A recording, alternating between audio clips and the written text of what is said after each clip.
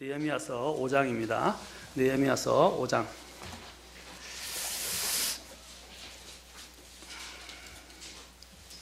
느헤미야서 5장 1절부터 이제 우리 19절까지인데 다 읽지 못하고 1절부터 13절까지만 읽도록 하겠습니다. 13절까지만 읽고 오늘 말씀 가급적이면 다 전체적으로 보도록 하겠습니다. 느헤미야서 5장 1절. 자, 백성과 그들의 아내들이 자기들의 형제 유대인들을 향해 크게 부르짖었으니 이는 몇 사람이 말하기를 우리와 우리 아들 딸들이 많은즉 우리가 그들을 위해 곡식을 취해 먹고 살아야 하겠다 하였기 때문이더라. 또 어떤 이들은 말하기를 우리가 우리의 땅과 포도원과 집을 담보 잡히고 기곤으로 인해 곡식을 사야 하겠다 하고, 또 몇 사람은 말하기를 우리는 왕의 세금을 바치려고 우리의 땅과 포도원을 맡기고 돈을 빌려도다. 그러나 이제 우리 형제들의 육체와 같고 우리 자녀들도 그들의 자녀들과 같거늘 보라, 우리가 우리 딸들을 속박하여 종이 되게 하는도다. 우리 딸들 중에 몇 사람이 벌써 속박되었으나 다른 사람들이 우리의 땅과 포도원을 차지하였으므로 그들을 속량할 힘이 우리에게 없도다 하였도다. 내가 그들의 부르짖음과 이런 말을 듣고 크게 분노하여 그때 스스로 깊이 생각하고 귀족들과 치리자들을 꾸짖으며 그들에게 이르되 너희가 각각 자기 형제에게서 이자를 취하는도다 하고 그들을 대적하기 위한 큰 집회를 열어 그들에게 이르되 우리는 우리의 힘을 다하여 이교도들에게 팔린 우리 형제 유대인을 속량하였거늘 너희는 심지어 너희 형제를 팔고자 하느냐, 혹은 그들을 우리에게 팔아야 하겠느냐 하며, 그때에 그들이 잠잠하여 대답할 것을 찾지 못하기에 내가 또 이르되 너희가 행하는 바가 좋지 못하도다. 우리의 원수 이교도들이 모욕함으로 너희가 마땅히 우리 하나님을 두려워하며 걸어야 하지 아니하겠느냐. 나와 내 형제들과 내 종들도 마찬가지로 돈과 곡식을 그들에게서 취할 수 있노라. 청하건대 우리가 이자 받는 이 일을 그만두자. 청하건대 이날에 그들의 땅과 포도원과 올리브밭과 집과 또 너희가 그들에게서 취하는 돈이나 곡식이나 포도즙이나 기름의 100분의 1을 그들에게 돌려보내라 하였더니 그때 그들이 이르기를 우리가 그것들을 돌려보내고 그들에게서 아무것도 요구하지 아니하리이다.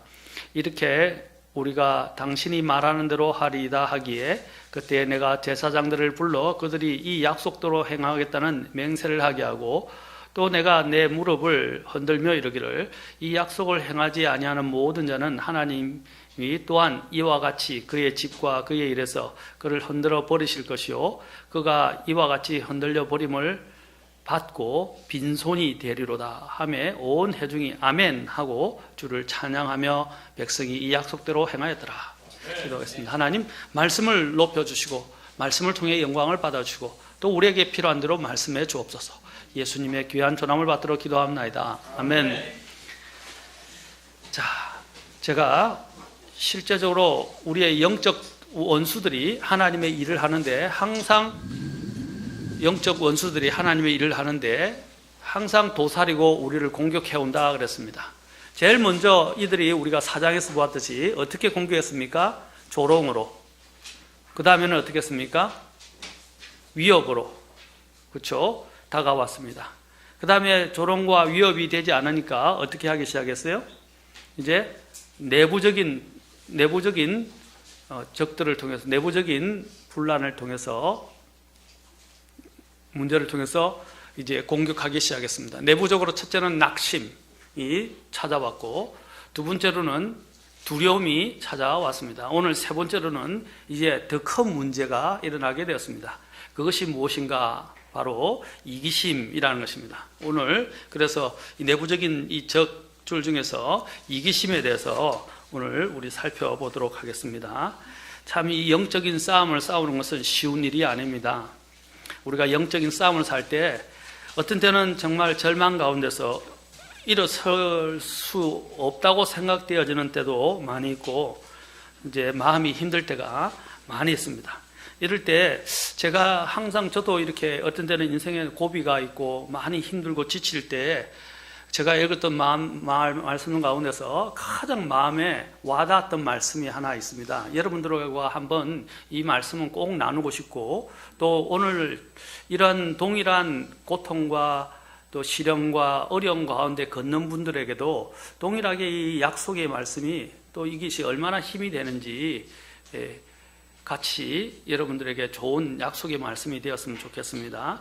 바로 여러분 같이 사무엘상 30장에 보면 오늘 본문하고 뭐 연관된다고도 할 수 있지만 이제 크게 연관 안 되지만 한번 살펴보는 게 좋을 것 같습니다. 사무엘상 30장 6절을 읽으면서 제가 굉장히 큰 힘을 얻게 되었습니다. 30장 6절인데, 자, 30장 6절을 우리가 먼저 읽기 전에 여기 보면 30장 1절부터 그 배경이 나옵니다. 다윗이 쫓겨다니게 되었죠. 이제 쫓겨다니다가 이제 시글락에 이르는데, 이제 이 시글락을 쳐서 불로 태우고 아말렉 족속들이 남쪽과 시글락, 여기 보면 30장 1절부터 쭉 보겠습니다. 다윗과 그의 사람들이 셋째 날에 시글락에 이르렀는데 그때는 이미 아말렉 족속이 남쪽과 시글락을 침략한 뒤더라. 그들이 시글락을 쳐서 불로 태우고 그 안에 있던 여인들을 포도로 취하며 큰 자든 작은 자든 하나도 죽이지 아니하고 다 사로잡아 데리고 자기들의 길로 가니라. 이게 어떤 상황입니까? 자기 가족들이 다 포로로 잡혀, 그렇죠? 전리물이 됐다는 것입니다. 이처럼 다윗과 그의 사람들이 도시에 이르는데 보라, 도시는 불탔고 자신들이 거주하던 도시가 다 불타버렸어요. 재산이, 그렇죠? 불타버린 거죠. 그런데 더 나아가서 자기들의 아내와 아들, 딸은 포로가 되었다 되어 있습니다. 이 얼마나 참담한 생각이에요. 여러분이 가족들을 이르다 생각해 주십시오. 재산이 불타버리고 집이 불타버리고 내 처소가 불타버리고 내 가족들이 또 자녀들이 포로로 잡혀갔다는, 얼마나 참담한 상황입니까? 30장 4절, 그때 다윗과 그와 함께 있던 백성이 더 이상 울 힘이 없을 때까지 소리를 높여 울었도다. 심정이 이해가 가죠? 우리도 아마 이랬다면 막 주저앉아서 대성통곡하면 울었을 겁니다. 그런데 다윗에게는 더 설상가상의 일이 일어났습니다. 다윗도 아내를 잃고, 또 여기 보면 30장 5절을 보십시오. 다윗의 두 아내 곧 예스레엘 여인 아히노암과 갈멜 사람 나발의 아내 아비갈도 포로가 되었더라. 다윗이 아끼는 사람들이었죠. 그런데 30장 6절을 잘 보십시오. 온 백성이 자기 아들, 딸들로 인해서 혼이 괴롭게 되어 다윗을 어떻게 하려고 그랬어요? 다윗을 따르려고 했던 그 무리들이, 추종하던 무리들까지조차도 다윗을 돌로 치자고 말했어요. 와, 이제 다윗은 정말로 암담한 상황이었어요. 이제 백성들, 자기를 따르던 사람들조차도 자기를 대적하기 시작했습니다. 그런데 다윗이 어떻게 일어났느냐? 잘 보세요. 그가 크게 고통을 당하였으나, 자, 같이 읽겠습니다. 시작. 다윗이 주 자기 하나님 안에서 스스로 용기를 내었더라. 그가 어디서 용기를 내었다고요? 자기 주 하나님 안에서. 하나님을 의지하지 않았더라면 다윗은 이런 상황에서 일어설 수 없어요. 바닥에 주저 내려 앉았을 거고 아마 인생을 포기했을 수도 있어요. 그런데 다윗이 어떻게 했다고요? 주 자기 하나님 안에서 스스로 용기를 내었더라. 다윗이 일어설 수 있는 힘이 바로 여기에 있었다는 사실입니다. 그가 주님을 정말 바라보았다는 것입니다. 우리가 이전에서도 이런 두려움을 찾아왔을 때 느헤미야가 앞에서 어떻게 이야기했습니까? 14절에 보면 주를 기억하고 싸우라 라고 이야기했어요. 그렇죠? 4장에서 주를 기억하고 싸우라. 주를 기억하라. 주 안에서. 이게 얼마나, 이제 오늘 내용을 통해서도 우리가 좀 더 이 부분들에 대해서 면밀하게 살펴볼 것입니다. 우리가 하나님을 의지하면 하나님께서 우리를 위하여 싸워 주실 것입니다. 그렇죠? 이제 오늘 또 일어난 또한 또 다른 문제는 사실 더 큰 내부적인 문제였습니다. 앞으로도 계속해서 내부적인 문제들이 6장, 7장에 걸쳐서 계속 일어나는데, 이제 오늘에 있었을 이 내부적인 적은 이기심의 문제였습니다. 오늘 읽었던 5장에는 건축 내용이 안 나옵니다. 오늘 이 느헤미야는 건축의 장이라고 할 수 있는데, 그죠? 성벽 건축. 이 건축에 대한 내용이 안 나와요. 다만 그냥 가슴이 아프고 서글픈 마음이 들 만큼 이런 내부적인 이런 문제들이 발생해서 마음을 아프게 합니다. 우리는 여기서 유대인들끼리 서로 물어뜯고 삼키려는 이기심의 극치를 보게 됩니다. 아까 전에도 이야기했지만 공사는 크고 광대했으며 외부의 적과의 싸움도 만만치 않았습니다. 그런데 이제는 유대인들 사이에서 큰 분란과 원성이 일어나게 된 것입니다. 느헤미야서 5장 1절을 한번 보십시오. 5장 1절을 보시면 이렇게 되어 있습니다. 백성과 그들의 아내들이 자기들의 형제 유대인을 향해 어떻게 부르짖었다고요? 크게 부르짖었다. 그냥 부르짖는 게 아니라 그 원성이 대단했다는 거예요. 크게 부르짖었다라고 되어 있습니다. 이 느헤미야를 공부해 보면요, 여러분 공부할 때 이런 것도 공부해 보세요. 단어들이 반복되어 나오는 거 있잖아요. 참 중요한 단어들입니다. 그것을 핵심 단어들이라고 그래요. 각 책에.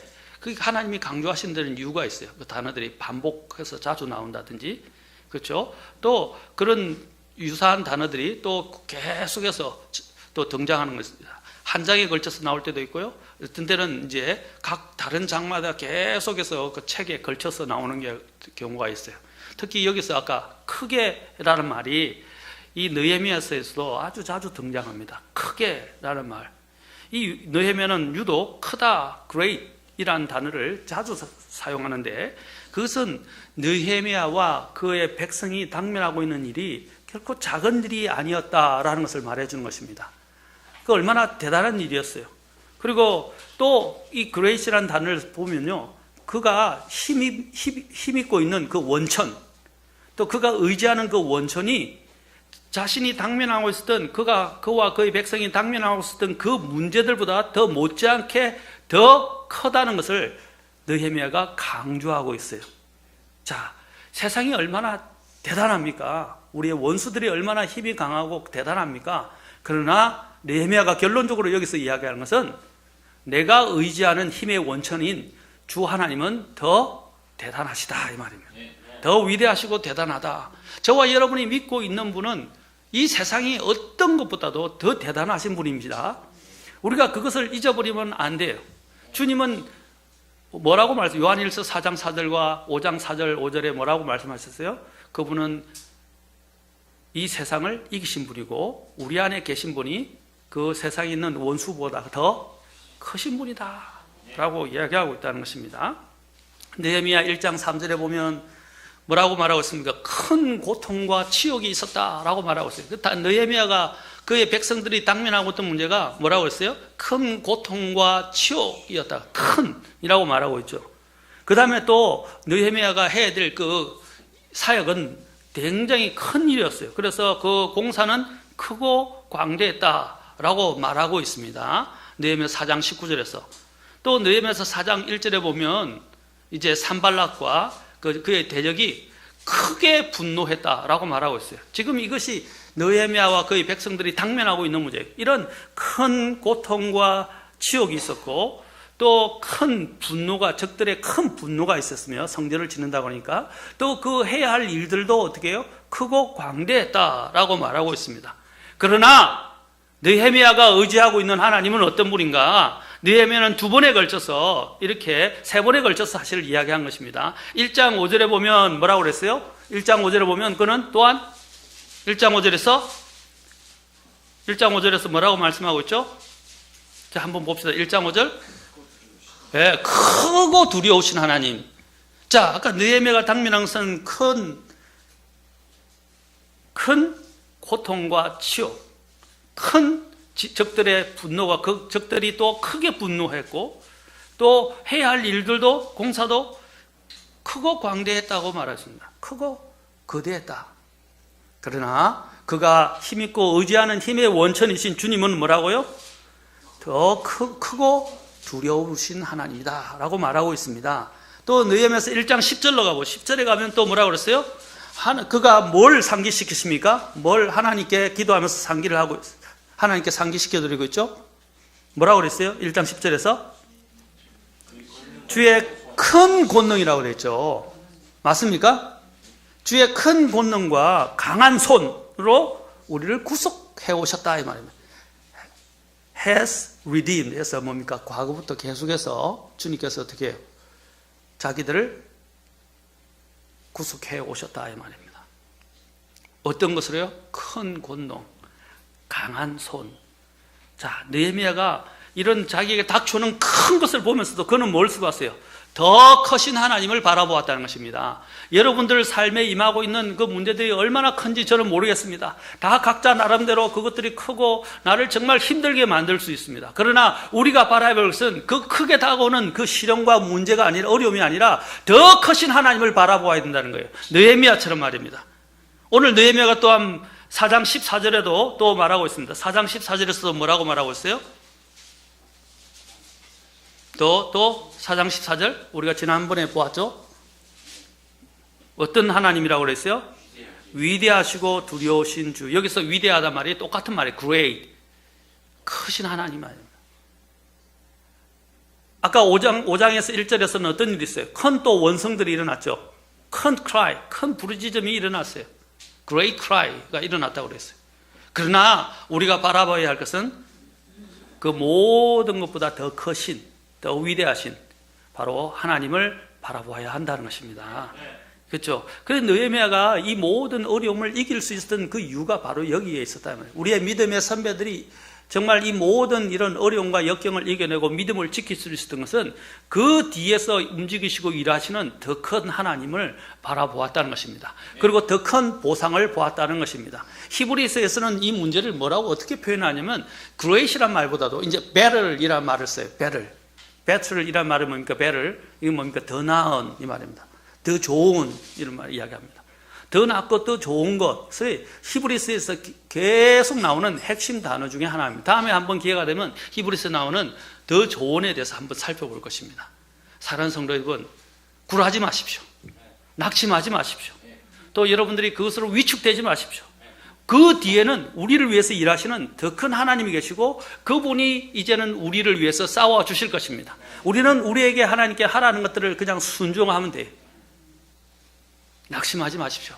하나님이 뒤에 계십니다. 제가 또 좋아하는 단어 중에 하나가 여러분들이 이제 구약을 읽다 보면 전에 이것 때문에 다른 분들이 또 잘못 이해를 했는데 단어가 보면 real world이라는 말이 있어요. 자, 이 말은 뭐냐면 영어로 보면 RE 그 다음에 reward 되어 있어요. 그래서 거기서 어떤 분이 번역을 잘못해서 보상이라고 번역을 했어요. reward. 그런데 그걸 보면 re-reward이라고 할 수 있어요. reward. 자, 이 단어가 뭐냐면 주님은 나의 후위대가 되어주신다라는 거예요. 후위대. 그 뒤에 누가 있다고요? 예. 싸울 전쟁을 할 때 우리는 주로 앞을 보고 앞을 막아서고 앞에서 공격합니다. 그런데 뒤에서 공격하는 것은 우리가 당할 재간이 없어요. 그렇죠? 뒤에 눈이 없잖아요. 그리고 뒤에서 공격을 하면 그냥 당하게 됩니다. 그런데 주님이 뭐가 되신다고요? 주 하나님이 우리의 후위대가 되어주신다. 이게 얼마나 대단해. 제가 이제 이번에 그거 할 때도 후견인이라는 게 있어요. 후견인이 된다는 것은 그 뒤에서 그것을 받쳐주고 책임진다는 뜻입니다. 하나님이 바로 우리의 후견인이 되어주시는 거예요. 여러분, 저와 여러분의 뒤에는 바로 우리 주 하나님이 계시다는 것 잊지 마십시오. 우리는 특별한 사람들입니다. 하나님이 특별한 관심을 보고 가지고 우리를 지켜봐주고 계신 분이라는 것입니다. 자, 그래서 느헤미야가 그가 의지한 것은 바로 주님, 위대하신 크신 주님, 그리고 그분의 강력한 권능을 의지했습니다. 또 우리가 다음에 영적 전투에서 보겠지만 한 번 더 살펴봅시다. 에베소서 6장 10절에 보면 또 우리가 의존해야 될 것이에요. 우리 크신 하나님에 대해서 이야기하는데, 자, 동일합니다. 느헤미야가 이야기한 것 동일한 것을 에베소서 6장 10절에서 사도 바울이 영적 전투와 관련해서 이야기를 해주고 있습니다. 에베소서 6장 10절의 영적 전투와 더불어서 한번 보도록 합시다. 자, 영적 전투가 얼마나 치열한지 영적 전신갑주를 입으라 라고 사도 바울이 이야기를 합니다. 영적 전신갑주를 입으라. 무장을 해야 한단 말입니다. 무장을 할 때 우리가 눈에 보이는 이런, 그렇죠? 영적 무기들을 가지고 무장하는 것보다 더 근본적으로, 제가 항상 오늘 근본적인 거, 기초적인 거 이야기하죠. 근본적으로 무장해야 될 것이 있는데 바로 10절에 나와 있습니다. 11절에 뭡니까? 하나님의 전신갑주를 입으라. 너희가 마귀의 관계를 능히 대적하며 서기 위해서 하나님의 전신갑주, 갑옷을 입기 전에 우리는 영적 싸움을 싸우는 존재로서 우리가 힘입어야 되는 것이 있다는 것입니다. 10절에서 이야기하면 10절 같이 읽겠습니다. 시작. 끝으로 내 형제들아, 주 안에서와 그분의 강력한 권능 안에서 강건한 자가 되라. 뭐라? 주 안에서와. 아까 다윗이 어떻게 일었었다고요? 예? 주 하나님 안에서 스스로 용기를 냈다 그랬어요. 주 하나님 안에서. 여기도 뭐랬어요? 주 안에서 강건한 자가 되라. 첫째. 두 번째는 뭐랬어요? 그분의 강력한 권능 안에서 강건한 자가 되라. 주님의 권능은 어떤 권능입니까? 전능한 권능입니다. 전능. 누구도 당해낼 죄가 없다는 것입니다. 가장 강력하다는 거예요. 못하시는 것이 없다는 거예요. 모든 전쟁에서 이기시는 분이십니다. 아멘. 바로 우리가 믿고 있는 하나님이 얼마나 위대한가. 느헤미야는 바로 그것을 보았고, 그래서 이러한 적들의 또 이런 내부적인 적들에 대해서도 그는 굴하지 않고 믿음을 지킬 수 있었습니다. 저와 여러분들이 이제 다윗과 같은 아까 이런 상황, 느헤미야와 같은 이런 상황을 부딪히게 된다면 어떻게 하시겠어요? 두려움에 떨고 불안해하고 어찌할 바를 몰라가지고 이제는 방법이 없다 생각해서 주저앉아서 그냥 아마 넋이 나가거나, 그렇죠? 낙심하고, 그렇죠? 아무 일도 못하실 수도 있어요. 여러분, 사방이 다 우겨삼을 당해도, 제가 전에 수요일날 설교 시리즈로 했는데 이사야서를 보면 뭐라고 그랬어요? 이사야서 너희 위대한 하나님을 보라 그런 말입니다. 위대한 하나님을 보라 이 말이에요. 눈을 들어서 하나님을 보라. 누가 이 하늘들을, 이것들을 창조하였는지 보라. 땅끝들을 지으신 하나님을 보라. 이 이사야가 40장 이후에서 이야기하는 거예요. 하나님을 보라 이 말이에요. Behold. 사랑하는 성도 여러분, 정말 여러분들이 이럴 때 우리가 정말 눈을 들어야 합니다. 그 이사야 40장 보면요, 그것도 사방팔방이 뭐냐면 전부 다 진퇴양난, 그렇죠? 양난, 뭐보다는 다란이라고 합시다. 온통 동서남북이 다 전부 적들에 휩싸여서 한 발치도 얻어 나아갈 수 없어요. 마치 모세가 이스라엘 백성들을 이집트를 탈출해서 나왔는데 앞에는 바다가 있고 뒤에는 이집트의 군사들이, 파라오가 이집트 군사들을 이끌고 대군을 이끌고 다가오고 있습니다. 진퇴양난이죠. 가지도 못하고 뒤로 가지도 못하고 돌아서지도 못하고 어차피 끝나는 인생이. 그런데 하나님이 뭐라고 말씀하신 이사야는 위를 보라 이 말입니다. 이 세상에 있는 우리가 3차원의 세계에서는, 우리 있는 2차원의 세계에서는 앞뒤가 다 막혀 있으면 우리는 3차원이고 그보다 더 차원 높은 하나님이 계시다는 거예요. 위를 보라 이 말입니다. 보라, 하나님을 보라 이 말입니다. 디모데후서 2장에는 또 그리스도 예수님 안에 있는 은혜 안에서 강건하라 그럽니다. 디모데후서 2장 1절 그리스도 예수님 안에 있는 은혜 안에서 강건하라. 우리는 은혜를 떠나서 살 수 없어요. 우리는 은혜로 구원받았고 은혜로 이 삶을 살아갑니다. 요즘은 전에보다도 더 오래 들어와서 제가 하나님의 은혜를 생각할 때마다 긍휼은 더하죠. 긍휼과 은혜를 생각할 때보다 마음이 그냥 촉촉히 다가옵니다. 더 깊이 있게 주님이 제 삶을 통해서 또 저에게 하나님께서 말씀하시는 메시지를, 그리고 은혜를 느끼게 됩니다. 여러분, 은혜, 정말 이것은 말로 형용할 수가 없어요. 그래서 사람들이 주의 은혜를 노래하고 주의 은혜를 찬양합니다. 주의 은혜를 찬양하는 거예요. 우리는 어떤 사람은 굉장히 영적이라고 주를 찬양하는데 왜 주의 은혜를 찬양합니까?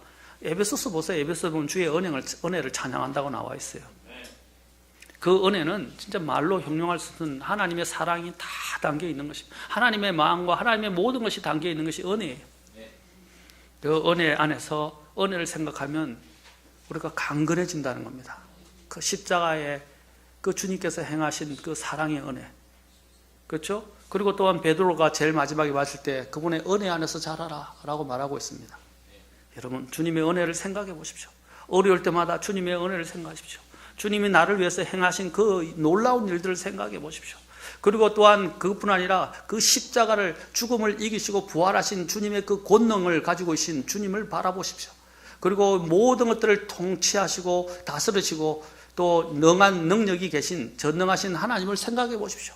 그 하나님을 한마디로 뭘 어떻게 표현합니까? 위대하신 하나님이라고 표현하는 겁니다. 위대하신 하나님. 유대인들은 대적자들의 조롱과 위협 속에서도 영적으로 신체적으로 큰 고통 속에서 자원하여 성벽을 건축하는 데 참여했습니다. 이것은 하나님의 큰 일이며 그들의 안전을 위해서도 필수적인 것이었습니다. 그런데 그들에게 잠복해 있던 이제 내부적인 적들이 고기를 들고 공격하기 시작했습니다. 낙심과 두려움이 엄습했고 이제는 그들 내부에 있던 실제적인 문제가 터져나오는데 바로 다름 아닌 경제적인 문제였습니다. 성벽 재건 공사가 진행되고 있었을 때 가난한 사람들이 몰려와서 느헤미야에게 이런 여러 가지 열악한 상황들을 호소하면서 원성의 목소리를 내기 시작했습니다. 사실 경제적으로 이 어려운 사람들이 이 큰 공사에 많은 어려움 가운데서 이 공사에 참여하는 일은 엄청난 희생이었어요. 그렇지 않습니까?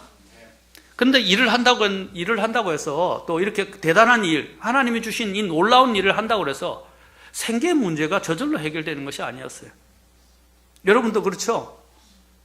그래서 하나님의 성벽을 세우는 이 위대한 일을 하는 것은 좋지만 현실적 경제 사정이 따라주지 못하니까 이런 원성들이 터져나오기 시작한 것입니다.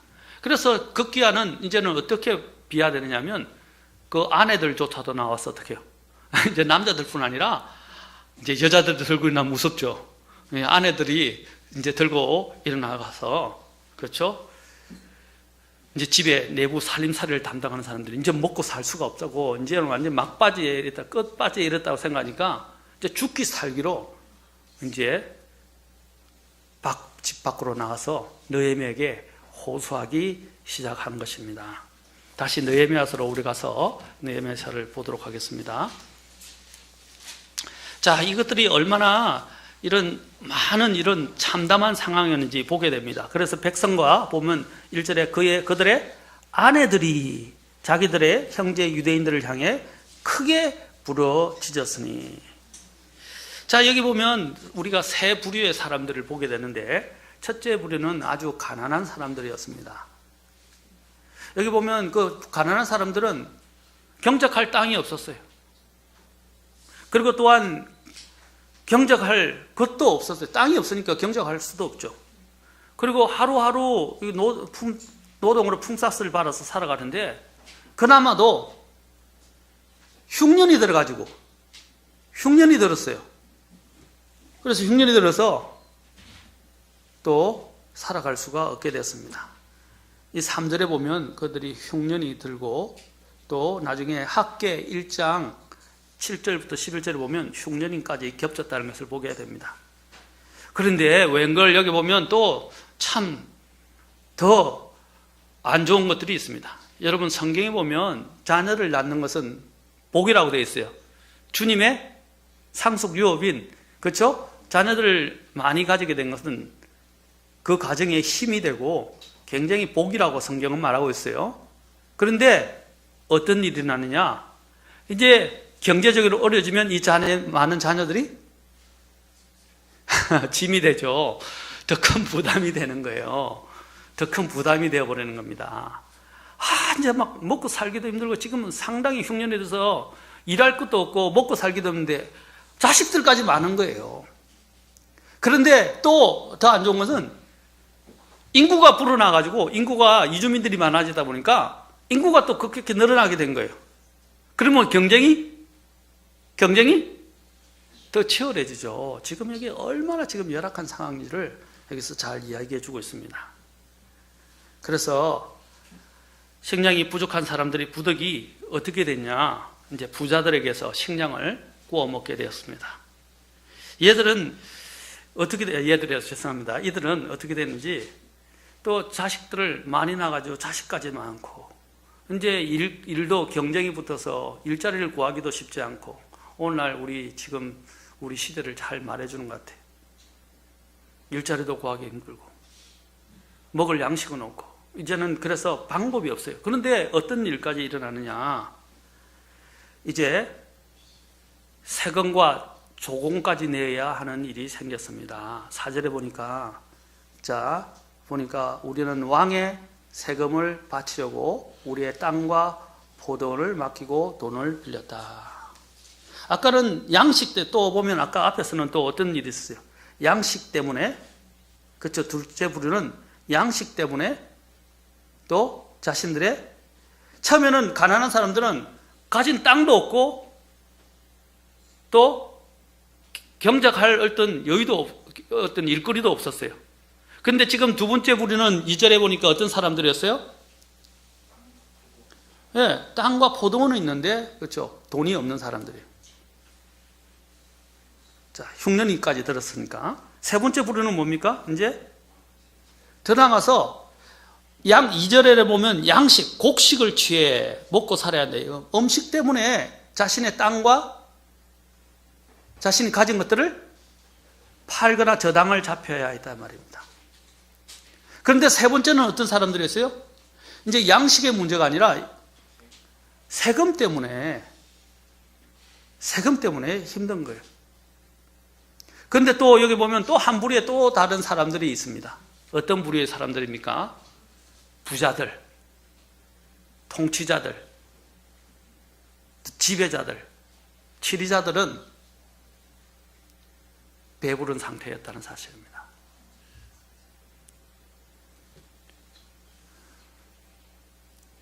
그래서 어떤 사람들은 양식 때문에 자신의 이 땅을 저당 잡히거나 저당 잡혀야 되고 돈을 빌려야 했고, 또 어떤 사람들은 세금을 내야 되니까 자신이 가진 것들을 저당 잡혀 땅과 포도원을 맡기고 돈을 빌렸어요. 그런데 이제 돈을 빌렸는데 이제 어떤 일이 있느냐?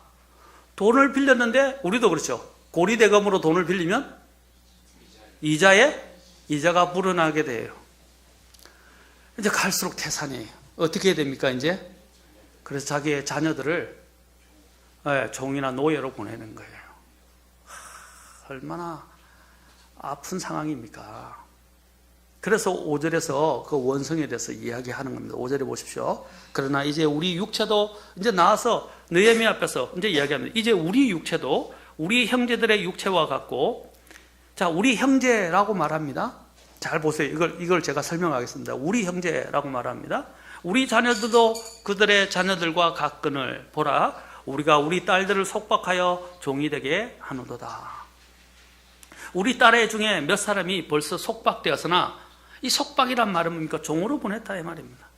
노예로 보냈다는 거예요. 다른 사람들이 우리의 땅과 포도원을 차지하였으므로 그들을 속량할 힘이 없도다. 유대인들은 뭡니까? 나중에 땅을 주면 그것을 되찾을 수 있는 권리가 있었죠. 예? 있는데 되찾을 수가 없는 거예요. 근데 그 자녀들이 또 가게 되면 어떤 일을 하게 됩니까? 아주 허드렛 일, 험한 일들을 감당해야 합니다. 딸들은요. 얼마나 여러분의 자녀들이 종으로 팔려가서 정말 그런 허드렛 일을 하고 굳은 일을 하고, 그렇죠? 그런 사는 모습을 보게 될 때 부모의 마음은 찢어져야 한다는 것입니다. 자녀들은 굶어 죽거나 아니면 종으로 가야 되는 선택의 기로에 있었어요. 부모들은 어떻게 해요? 그러한 자녀들을 노예나 종으로 팔아서 보내야 되는 그런 가슴 아픈 일을 경험해야 했다는 것입니다. 그런데 그것이 누구였어요? 다른 사람이 아닌, 아까 여기 나왔죠? 형제라고 하는 사람들이었어요. 형제들. 이스라엘은 민족적으로 다 한 형제라고 생각했잖아요. 자, 참 재미있는 사실은 여기 있는 가난한 사람들은요, 오늘 여기서 이 말씀을 보면 그래도 부자에서 지금 여기서 큰 부르짖음이 있었지만, 원성은 있었지만, 그 부자들을 나쁘게 생각을 하지 않고 뭐라고 생각했어요? 우리 형제들이라고 생각을 하게 되면 같은 민족 공동체적인 의식을 가지고 있었다는 사실입니다. 그렇죠, 형제들. 그리고 또한 한 가지는 뭐냐면, 우리가 같은 형제들이라면, 그렇죠? 우리 자녀도 우리 자녀고 자녀뿐 아니라 당신 자녀도 우리 자녀다 이 말이에요. 우리도 그렇게 교회 윤리에 있어서는 우리 교회가 주님의 교회면 우리가 같이 교제하는 교회도 주님의 교회를 생각하는 거예요. 이 교회에서 일어난 일은 저 교회에서 일어난 것 같아요. 왜? 주님의 몸이자 된다. 그렇죠? 주님께 속해 있잖아요. 자, 이것이 공동체의 의식입니다. 우리가 같은 믿음 안에서. 그런데 오늘날 이런 것들을 무시하니까 교회 윤리가 깨지는 거예요. 자, 그거는 다른 이야기지만 여기도 보면 사람들이 이제 같은 형제 의식 속에서 내 자녀나 너 자녀나 다 똑같은 자녀다 이 말입니다. 다 소중하다 이 말입니다. 다 소중하다는 거예요. 다 귀하고 자녀가 소중하지 않은 사람들이 다 귀하고 소중하다는 거예요.